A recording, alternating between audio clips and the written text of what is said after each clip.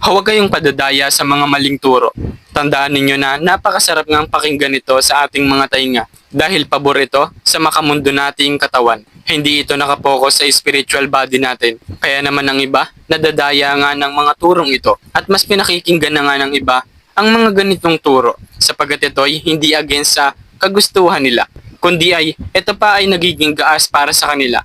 Ito pa ang nagtutulak sa kanila para gawin ang mga masasama nilang gustong gawin. Dito sa mundo, makakaranas talaga tayo ng pag-uusig, ng kahirapan. Kaya nga pinaalala sa atin ng Panginoon na walang alagad na nakahihigit sa kanyang guro at walang aliping nakahihigit sa kanyang Panginoon.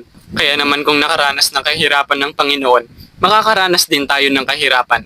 Kung inusig nga siya dito sa mundo, uusigin nga rin tayo dito sa mundo. Dahil tayo ay alagad lamang ng Panginoon at hindi tayo hihigit sa Kanya kahit kailan.